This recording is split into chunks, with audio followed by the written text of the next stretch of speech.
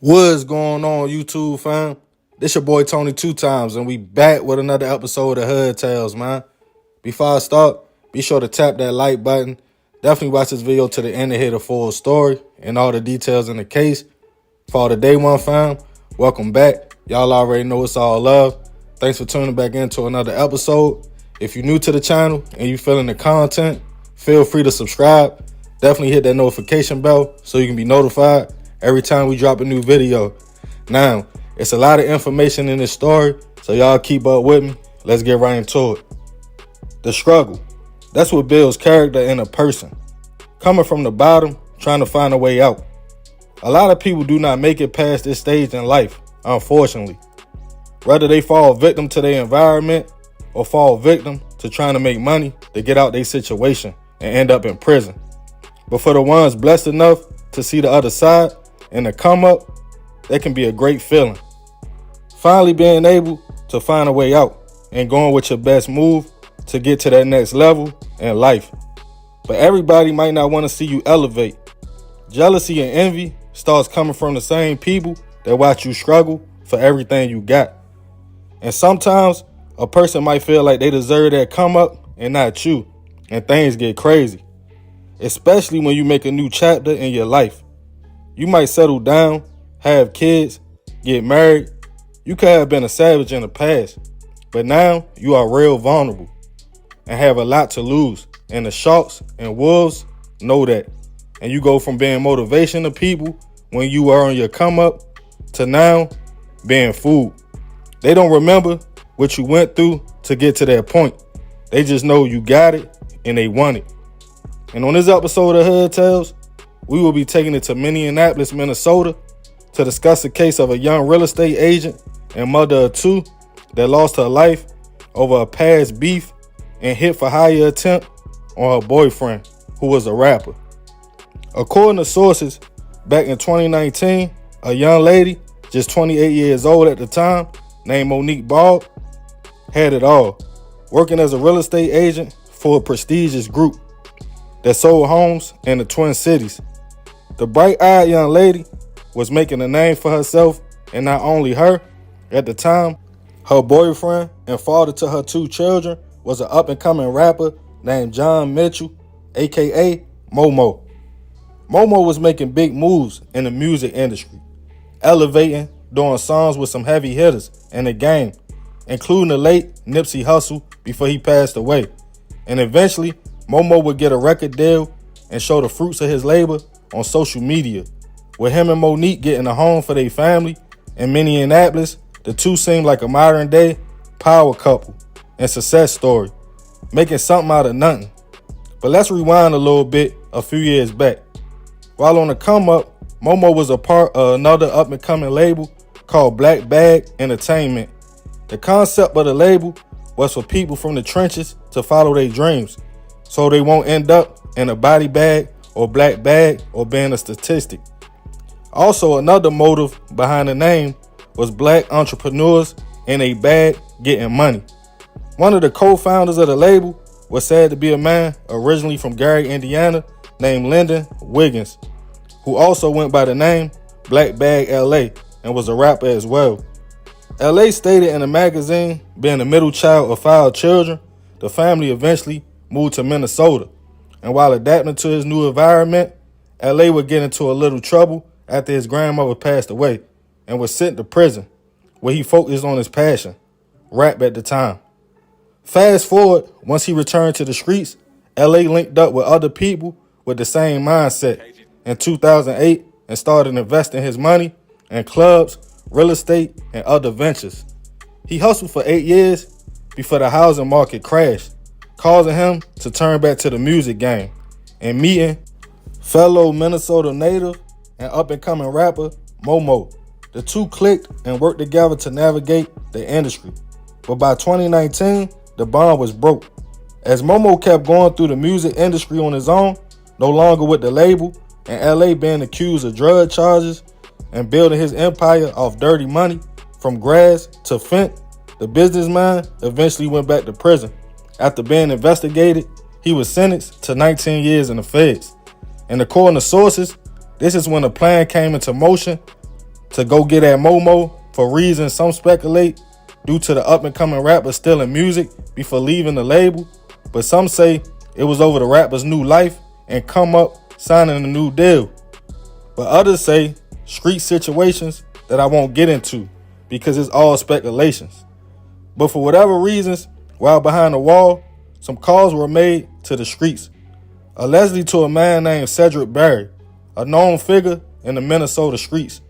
Eventually, other associates and even relatives became part of the plan, including a woman who was a local probation officer named Elsa Segura. Cedric's brother-in-law, Barry Davis, and Cedric's wife, Shantae Davis, who is also Barry's sister, an elaborate scheme will go in motion as Monique focused on being a mother and up-and-coming realtor in the area. She was just working, trying to make a way for her family. Momo was still making connections in the music industry, but little did they both know, danger was heading their way in a major way. Monique kept receiving calls from a woman who was asking to view her home for sale. The woman referred to herself as Lisa. Monique was confused of how the woman got her number at all and chucked it up to her profession. The woman would keep calling, but Monique had a strange feeling. But she decided to set up a date to show the home anyway. Then on New Year's Eve, 2019, the young lady headed to show the home in the Maple Grove area of Minnesota. It was around 3 o'clock p.m. As she pulled up and waited for the potential buyer, Monique got out the vehicle to open the home for viewing. That's when a U-Haul pulled up. 2 men hopped out with masks on, grabbed her, and put her in the back. Soon after, the U-Haul started driving, heading to a location to question Monique about the whereabouts of her children's father and boyfriend, Momo. It was later stated the young lady was tortured for information and tied up for over 3 hours. The men continued to do damage to the woman before one of the men headed to the family's home in the 4800 block of Humboldt Avenue North. It was around 5:45 p.m. Momo was home with his 2 daughters, ages 1 and 3 at the time, when someone entered the home using a key. Not thinking anything about it, he stayed put, thinking it was Monique just coming back from showing the home, until a man with a mask on and blick started shooting at him. The young father, concerned about his kids, quickly yelled out, "You got me," after being shot multiple times. "I'm gone. Just leave. Leave my kids, bro." Thinking the job was finished, the shooter left. But fortunately, even though hit multiple times, Momo survived the situation and his kids unharmed.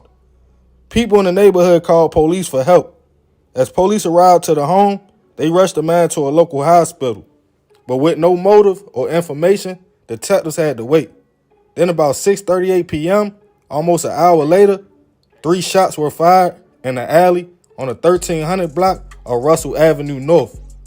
When police arrived to the scene, they found the young lady with her hands tied by tape, shot in the head and back, gone on the scene. She was later unfortunately identified as 28-year-old Monique. As police looked on the scene, they found 3 .45 caliber shell casings, and witnesses stated they saw a U-Haul in the area. Detectives also got a call later on from a homeowner in Maple Grove who lived right across the street from the home Monique was taking the person to the show.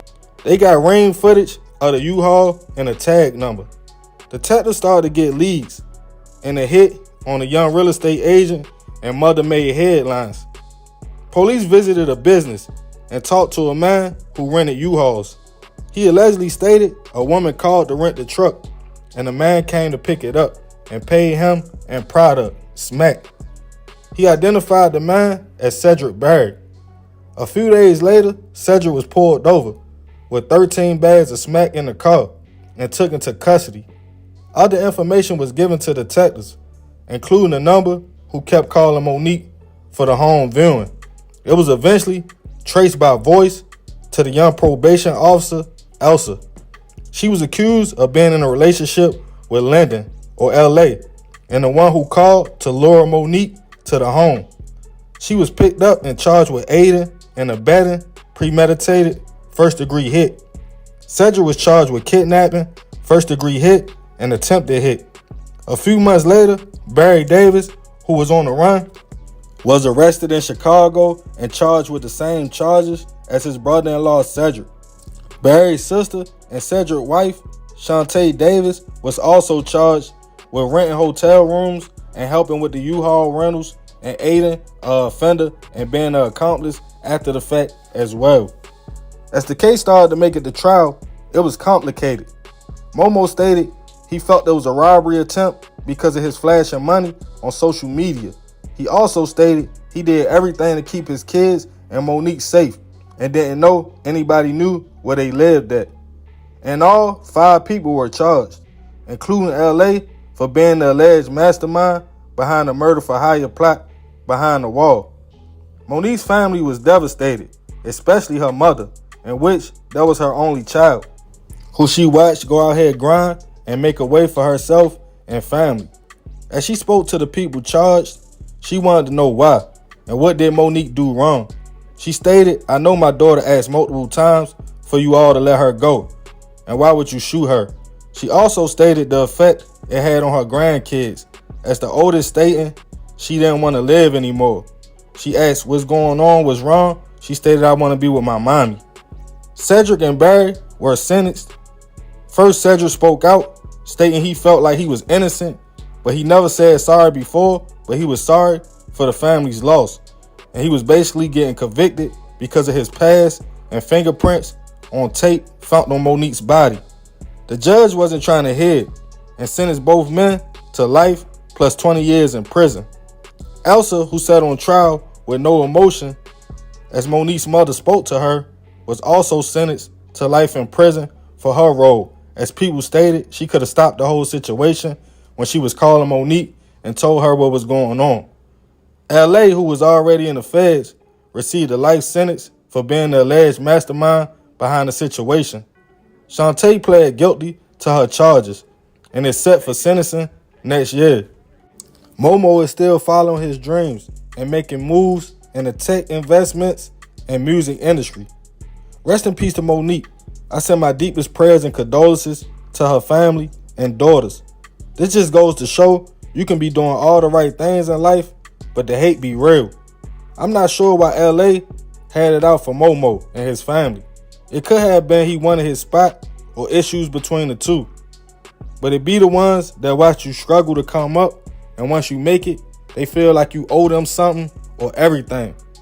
But this definitely seems like one of them situations that goes real deep. But either way, the young lady should have not lost her life at all. More of this story, watch who is watching you on your come up and your journey. Everybody is not for you or don't want to see you win, even if they did watch you come from the bottom. So remember, we gotta succeed, not to fail, so we won't be just another hood tale. Man, crazy situation, crazy story. Rest in peace to Monique. I send my prayers to her family, and Momo as well, because bro's still out here. He got to deal with that. They hit him up in front of his kids. You know how that be, man. But yeah, y'all heard the story. Leave it in the comments. Definitely be respectful. This is another episode of Hood Tales. This your boy Tony 2 times. Love, fam. I'm out.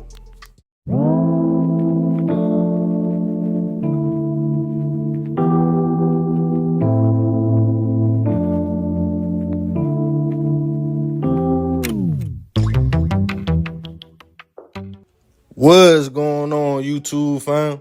This your boy Tony 2 times, and we back with another episode of Hood Tales, man. Before I start, be sure to tap that like button. Definitely watch this one to the end to hear the full story and all the details in the case. For the day one fam, y'all already know it's all love. Thanks for tuning back into another episode. If you're new to the channel and you feeling the content, feel free to subscribe. Definitely hit that notification bell so you can be notified every time we drop a new video. Let's get right into the story. As we all know, life is short. It can seem very unfair at times. Everyone living has dealt with the pain of losing someone we loved. It takes a toll on you, and the hurt seems like it will never go away. But as time goes on, the wounds heal and life keeps going.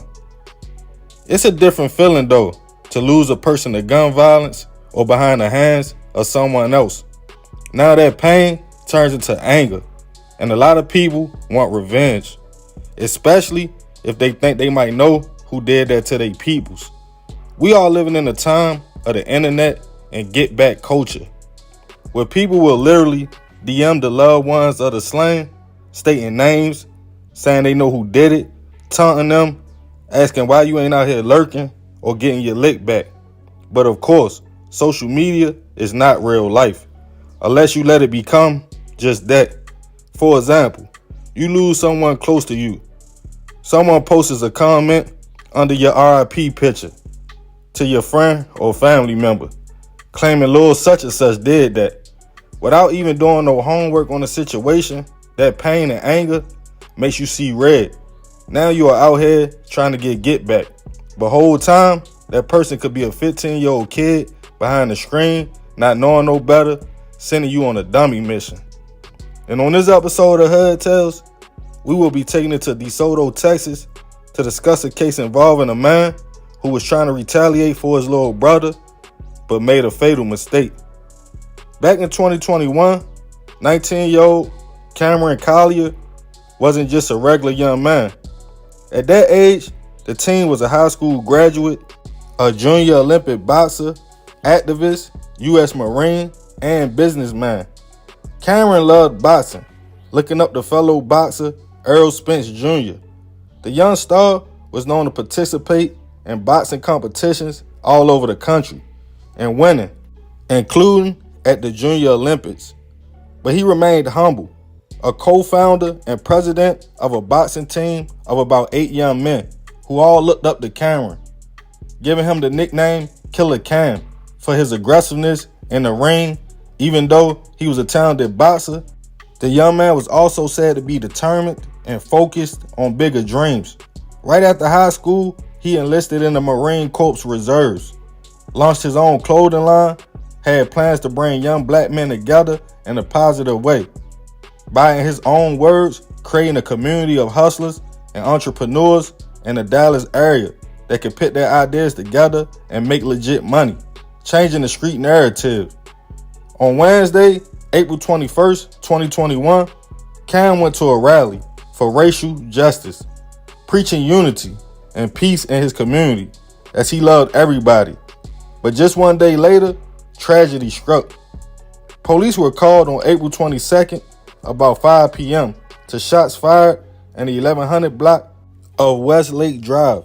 Once they arrived, they found the man in the driver's seat of a 2013 black Honda Accord, suffering from gunshot wounds. The victim was unfortunately pronounced gone on the scene. He was later identified as 19-year-old Cameron Collier. The community was in shock. The young star had so many dreams, and it seemed his life was stolen. Witnesses told detectives they saw a black male in a gray hoodie with short dreads hop out the car on feet and take off. Right after, the shots were fired, but no one saw a face. Cam's teammates, coaches spoke out about his personality, being a born leader, always laughing, pulling up to their home in a turtleneck and slacks. As they laughed, he smiled, stating, "I'm a businessman now. I gotta look the part." But no one was more hurt than Cam's family, including his big brother, 22-year-old Norman Collier. It was rumors going around on social media about a friend of Cam who was allegedly responsible, 20-year-old Kobe Graham. Kobe lived in Lancaster, Texas, but him and Cam were friends. As more rumors came out, Norman started believing Kobe hit his little brother. 3 days later on Sunday, April 25th, family and friends got together for a balloon release in celebration of life for Cam at Les Zager Park in DeSoto. Coming to pay his respects for his friend, Kobe showed up. Even though he was getting phone calls earlier that week alleging he had something to do with it, he just quickly told people that wasn't the case. While out there mourning his homie, who was considered his best friend, shots rung out, striking Kobe. As most left the park, some stayed. Police were called to the location. Once they arrived, they asked witnesses on the scene who shot, in which no one corroborated. Kobe was rushed to a local hospital, still breathing but critical. He was put on life support. His family and mother couldn't understand why he was shot, as the young man was described as funny, outgoing, loved to dance, play video games, with dreams of starting a clothing line, going to school to become a video graphic designer. Days later, as prayers poured in for the young man, unfortunately, family had to make the difficult decision to take the young man off of life support. Not too long after, detectives got information. Norman, Cam's brother, was the alleged shooter of Kobe. He was quickly arrested, taken to the Dallas County Jail, held on $1 million bond. But the story didn't end there. Following leads, detectives got information of a 16-year-old boy who Cam trusted enough to let in his whip. The young man had been jammed up for multiple charges and was on the box, but eventually he cut it off so he could have skate time, leaving them unable to track him down. He was later located, though, in the Pleasant Grove area of Dallas. When he was arrested, he allegedly had a blick on him and was charged with capital murder on Cam. Because of his age, his name or picture wasn't released to the public, but it was later stated to be a robbery. News quickly spread that Norman had hit the wrong man by listening to rumors on social media, and Kobe was innocent the whole time. It was a hard pill for his family to swallow, especially his mother, who stated her son loved Cam and cried uncontrollably the night he heard he was hit. Two bright young men with dreams were now both gone. There's no updates on the 16-year-old or Norman at this time. Either case hasn't made the trial yet, and they are both innocent until proven otherwise. Rest in peace to Cam and Kobe. I send my deepest prayers and condolences to both families. It's sad these young men were trying to beat the odds and paint a new narrative for young black men coming together to get legal money. And over a few dollars and an internet rumor, they are both now gone. Cam had tickets booked to Vegas and other places to watch his homies box and was just about to have an upcoming speaking engagement. Right before he was hit, Norman was hurt, as anyone should be when losing a sibling. He probably didn't know who to trust or believe, feeling like his little brother was backdoored. But now, he allegedly crashed out and hit another young man who was innocent, leaving his family to feel the same pain he was feeling, continuing a vicious cycle, taking all our young soldiers for printed paper and rumors. Moral of this story, don't be so quick to try to get back or retaliate. Sometimes the streets don't get it right, and social media definitely don't get it right. It's not real life. So don't be an inner tube and let people fill you up with hot air just to watch you crash. And remember, we gotta succeed, not to fail, so we won't be just another hood tale. Man, crazy story. Rest in peace, them young men. Sad situation at the end of the day. A lot of people felt like Kobe shouldn't have went to the vigil, but he felt like he ain't had nothing to hide. He was telling people he ain't had nothing to do with it. Cam unfortunately lost his life, allegedly by the hands of a 16-year-old boy who he trusted enough to have in his car, man. It be like that, man. But yeah, I ain't gonna talk y'all head off with this one. Leave it in the comments. Definitely be respectful. Definitely share these videos with your peoples, family, friends, whoever. Everybody is welcome to the channel. Y'all already know I appreciate you if you made it to the end. It's all love, fam. This is another episode of Hood Tales. This your boy Tony 2 times. I'm out.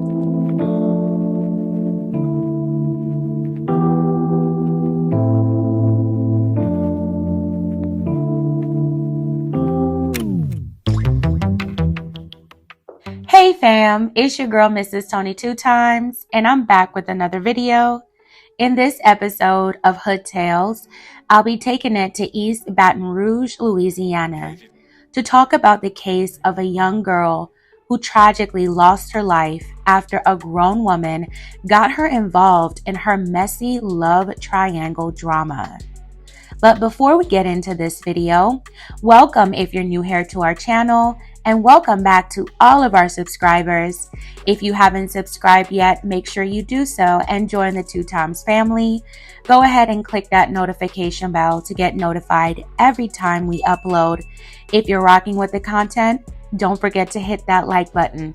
Feel free to share this video. Make sure you watch until the end to hear the full story. Everything in this video is alleged. All parties involved are innocent until proven guilty. All right, let's jump right into it. Cedrica Lee was a 6th grader heading to 7th grade at Park Forest Middle School in Baton Rouge.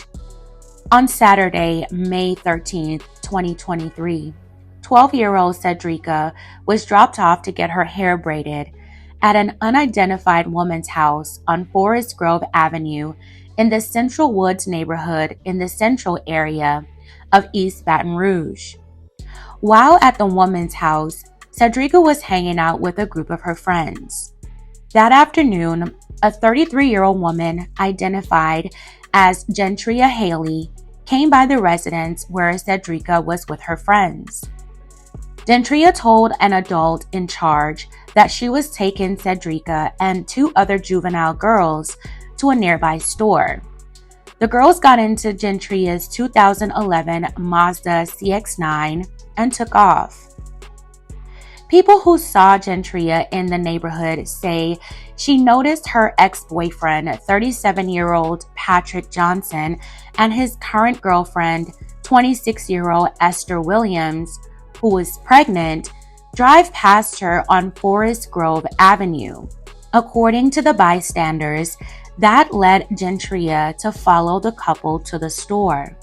Once Gentria, Cedrica, and the 2 other girls got to the store, Gentria did not get out of the car, but allowed the girls to enter the store behind her ex-boyfriend Patrick and his girlfriend Esther. After they left the store, Gentria drove directly over to the house on the 14,700 block of Forest Grove Avenue, where Patrick and Esther were living, and instructed the girls to knock on the front door. It was around 6 p.m., and Gentria was parked across the street in another person's driveway. 2 of the girls got out of the car and started to walk towards the front door of the house Patrick and Esther were in, but they ran back to Gentria's car after they saw the doorknob turning. As the girls were running, Esther opened the door, took a weapon out of her fanny pack, and fired once towards Gentria's Mazda. That one shot struck 12-year-old Cedrica. Everyone at the scene began screaming. Esther dropped the weapon. Then her boyfriend Patrick picked it up. Esther and Patrick went back inside their residence and left a short while later in a Chevy Colorado truck. East Baton Rouge deputies responded to the incident around 6:30 p.m. They found 12-year-old Cedrica Lee lying in the driveway. She was sadly pronounced gone at the scene. Deputies later caught up to Esther and Patrick during a traffic stop, and both were arrested and taken in for questioning. Deputies recovered the weapon used in the incident after it was surrendered by Patrick's brother. During her statement to police, Esther told officers that she and Gentria had a long-standing feud after Gentria found out they were both dating Patrick at the same time. Esther said when Gentria found out, she began harassing her whenever she visited Patrick on Forest Grove Avenue. She told detectives that Gentria would pop up frequently, barging into the house uninvited, or would bang on the door. Esther went on to say that she and Gentria had settled their differences a month prior to the incident, when they both agreed to stop seeing Patrick. But Gentria found out that Esther was pregnant with Patrick's child, and she became angry. During the interview, Esther told police on the day of the incident, it all began when she and Patrick went to the store earlier that evening. Esther told detectives that Gentria started following them that day, and Gentria sent her a text calling her a fool. After repeated texts, Esther said she blocked her number. Esther said she saw Gentria with the girls in her car and believed the 3 girls were following her and Patrick through the store and laughing at them. Investigators determined that one of the girls took a picture of the couple while in the store. Esther said Gentria followed them home. Esther said the 3 young girls were bouncing up and down when the Mazda pulled up next to them. After Patrick and her returned to his place, Esther said she saw people walking up while Gentria honked her horn from across the way. Esther then went on to tell detectives that she thought they were trying to harass her and she was tired of the harassment, so she went outside and fired her weapon. She didn't know that anyone was hit until she heard screaming. She said she didn't know anyone in the car but Gentria. Cedrica didn't have any kind of relationship with Gentria or Esther. She was simply hanging out with her friends from the neighborhood when she went to the store with them, and sadly got caught up in grown folks' drama that had nothing to do with her. Esther was charged with first-degree hit and 3 counts of attempted hit. She is being held in jail without bond. Patrick was charged with 4 counts of accessory after the fact, and his bond was set at $350,000. Gentria was later arrested and charged with contributing to the delinquency of a juvenile, disturbing the peace, stalking, and criminal trespass. Esther Williams, Patrick Johnson, and Gentria Haley are innocent until proven guilty. Cedrica's mother spoke of the pain of losing her baby girl. She described her as her growing flower that was growing so beautifully and ended up getting cut off. Cedrica was described as a strong young lady. She was so young and had her whole life ahead of her. Her mother hoped for justice for Cedrica, affectionately known as Fat Mama to those who loved her. She also hoped for a better future for the youth of her community so that they would not be subjected to this kind of outcome, and prayed for the parents as well. She said God gives her the strength to keep going. May Cedrica Lee continue to rest in peace. My deepest condolences to her family and loved ones. Cedrica lost her life all over nonsense. A grown woman, 33 years old, commissioned children to get involved in her mess. She should be teaching these girls wisdom at her age. She should have been pouring life into the young girls, not putting them in a position to lose their lives. She brought Cedrica, a child she didn't even know, into the situation. Grown folks' business she had nothing to do with. As a 12-year-old, I'm pretty sure all Cedrica thought was happening was going to the store and hanging out with her friends. At 12, that's what 12-year-olds do. She would not have been able to gauge the caliber of how far the situation could have gone. It's so sad when you have grown folks acting like children and putting them in harm's way. Anything could happen when you pull up on someone. You never know what people are capable of doing and how people are going to react after being repeatedly harassed. That lady should have handled her own business. If you're mad, be mad by yourself. Fight your own battles. Take it up with the man who chose to lead you on to believe you were the only one. Or simply just move on with your life. You see where anger, jealousy, and rage gets you? It's never worth it. Now an innocent child had to pay the ultimate price. This situation is messy, and baby girl didn't deserve for her life to be taken. It's just sad. Fam, tell me your thoughts on this tragic story in the comments below. All right, fam, that's it for this episode of Hood Tales. Thank you all so much for watching and making it to the end. Please don't forget to like, share, and subscribe. This is your girl, Mrs. Tony 2 Times, and I'm out.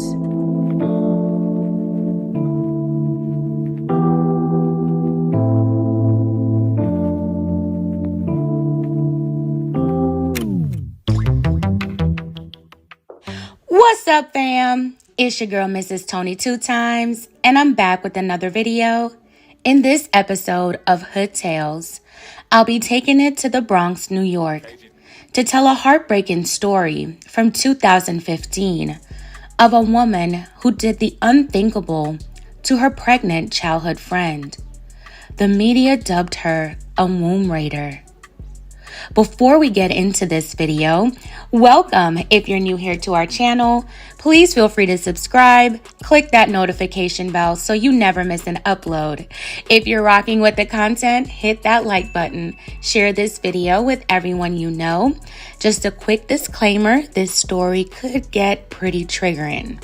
All right, let's jump right into it. Angelique Sutton was beautiful, smart, kind, and loving. She came from a very religious family, with her father being a bishop of a Bronx church. In 2015, by the time Angelique was 22, she graduated with her degree in criminal justice. She was also expecting a child with her long-term boyfriend. The couple was together for 8 years and were engaged to be married. Angelique's father was overjoyed at the soon arrival of his grandbaby. Angelique and her fiancé were taking all the right steps to secure a bright future for their budding family. During Angelique's pregnancy, she reconnected with an old childhood friend from elementary school on Facebook. 22-year-old Ashley Ward, who was also expecting a baby. The two bonded over their respective pregnancies. Ashley was due around the same time as Angelique. Ashley told those close to her, including her boyfriend and landlord, that she was due on November 16th, 2015. Her landlord described Ashley as being excited about having a baby girl. The landlord also said that Ashley told her that she had complications during her pregnancy. Specifically, the complications that Ashley told the landlord about was placenta previa, a condition in which placenta partially or fully covers the opening in the mother's cervix, which would usually prompt a scheduled induced labor. But it seemed like despite those things, Ashley was happy to be expecting. Ashley referred to herself as her boyfriend's pregnant girlfriend in one of their pictures together in July of 2015. Ashley's boyfriend at the time seemed to be a proud expecting father. Reports say his Facebook post in September of 2015 had links to addresses of baby registries under Ashley Ward's name, saying they were for his daughter, with the due date reading November 16th, 2015. One of Ashley's registries was to Babies R Us that listed 47 items that included all the basics: crib, bottle, diapers, etc. When November 16th came, a Facebook post from Ashley's boyfriend read, "Today her due day, but she not ready to come out yet." A few more days would go by after Ashley's due date before she made a call to her boyfriend telling him she had the baby, but she had done something terrible. On November 20th, 2015, Friday afternoon, Ashley told her friend Angelique, the one she recently reconnected with, to stop by her place to pick up a gift she had for her. The two only lived a short distance from each other in the Wakefield area of the Bronx. While Angelique was awaiting the birth of her child, she was staying with two sisters. That day was also a special day for Angelique because she was a bride heading to her civil wedding ceremony to marry her husband-to-be. Before the ceremony, Angelique decided to stop by to pick up the gift from Ashley. But as soon as Angelique entered Ashley's home, things took a terrifying turn. NYPD responded to a grisly scene at the home where Ashley lived. Officers were met outside with a screaming Ashley that the baby was hers. Police and paramedics entered the home and witnessed a horror show and large amounts of blood. The victim was mother and wife-to-be, Angelique Sutton, who was badly wounded. She was rushed to the hospital, but sadly succumbed to her injuries. Miraculously, Angelique's baby survived her mother's attack and started to recover. Inside the home, officers found the placenta and a knife on the floor inside the apartment. She told officers that she had given birth after brutally knifing Angelique in self-defense until she was no longer living. But officers quickly found out that wasn't the case at all. Ashley was arrested at the scene. She reportedly asked police how long until she went to jail. She wanted to be taken to jail. She admitted to slaying Angelique, saying she jabbed her as many times as she could. Ashley wrote in a statement that after letting Angelique inside and right after they came upstairs, she said Angelique started bringing up elementary school. Ashley said Angelique said she had been treated badly by her and would never forget it.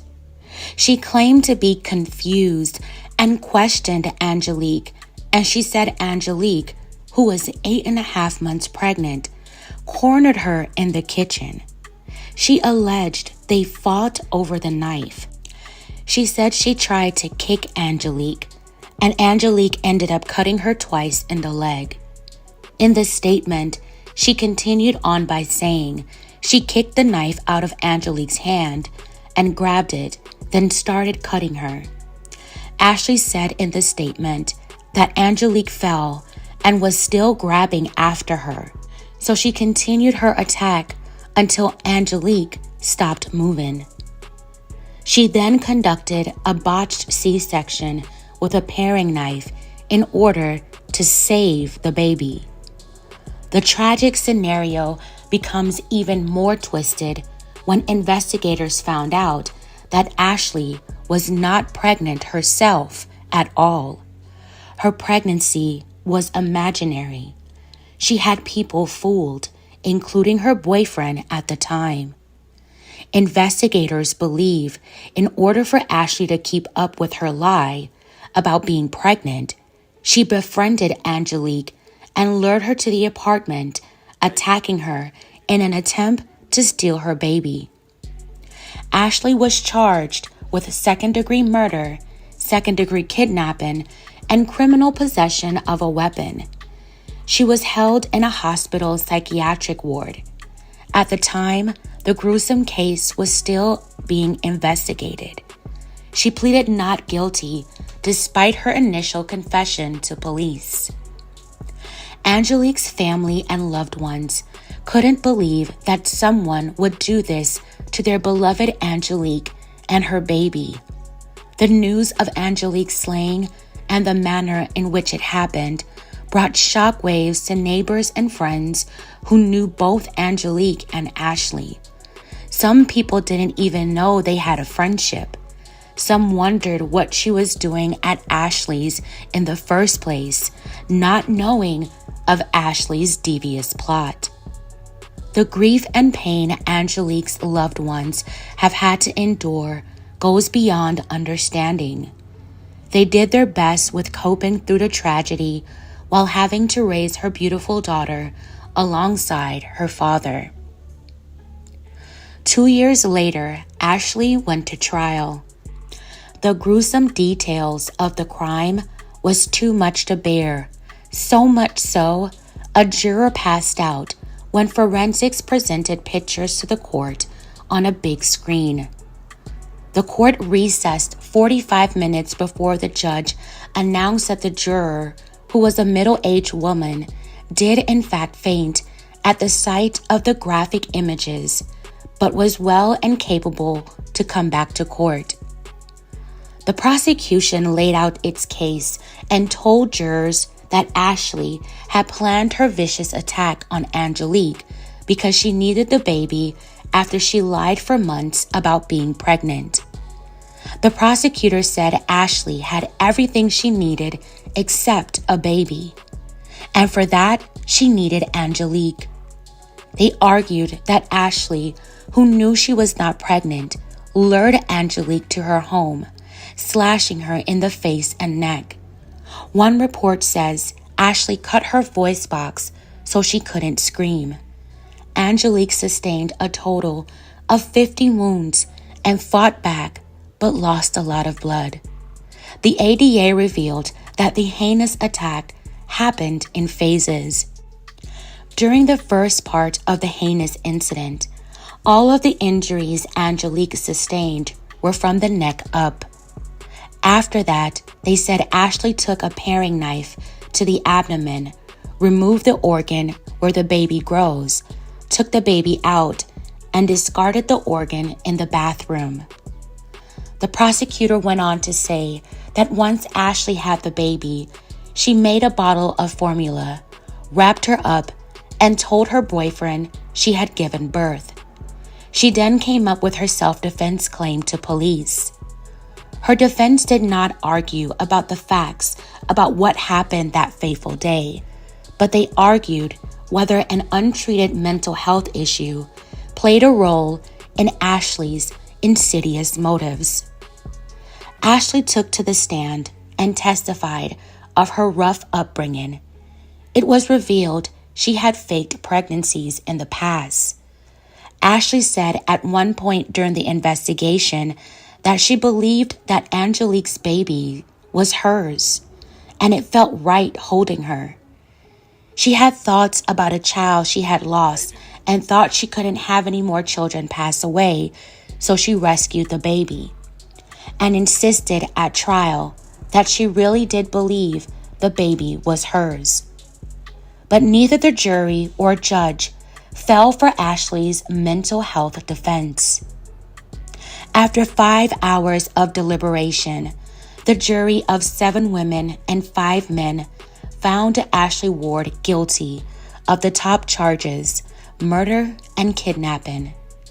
She cried and shook in the courtroom as the verdict was read. The trial lasted almost 2 weeks, and it all came down to whether Ashley's fatal actions were intentional or did she snap in the midst of an argument and took the baby as an afterthought. Angelique's family was in attendance. Her parents were held back by emotions during the verdict, but left the courtroom beaming, saying justice had prevailed. Their daughter was avenged with victory. Her father described her as a beautiful girl. Angelique's fiancé and thriving almost 2-year-old at the time were also in attendance. Her name is Genesis.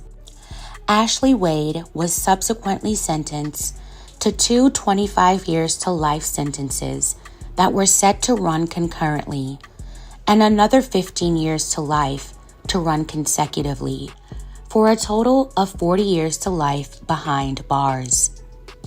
She has to serve a minimum of 40 years before she can be considered for parole. Family members were satisfied with the sentence, but no amount of time could bring Angelique back. Sadly, her daughter will forever be reminded of how she lost her mother every year on her birthday. And that's a terrible thing to have to process through a lifetime.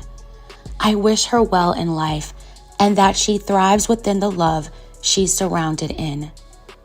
My thoughts and prayers are with Angelique's loved ones. She didn't deserve to lose her life at the hands of a so-called friend. In my humble opinion, I believe Ashley had no intentions of truly being a mother or a nurturer. She wanted to remain in control of her grandiose, delusional lie. It's possible that her boyfriend was about to end things with her, and she lied and said she was pregnant to keep him around. She kept the lie going for so long, in her evil mind, she couldn't back out. She befriended Angelique in order to carry out a plot she thought would actually work. But obviously, she wouldn't have gotten away with it. The caliber of the crime had reached its peak, and now she had to explain how she had a baby when she was never really pregnant. How would she clean up the mess she caused, literally and figuratively? Ashley then came up with her self-defense claim in another effort to evade responsibility. Then finally in court, her defense was mental health, which may have played a part, but she was fully well aware that what she was doing was wrong. I'm sorry, you can't blame everything on mental health. Sometimes it's just pure evil. Fam, tell me your thoughts on this in the comments below. All right, fam, that's it for this episode of Hood Tales. Thank you all so much for watching. Please don't forget to like, share, and subscribe. This is your girl, Mrs. Tony 2 Times, and I'm out.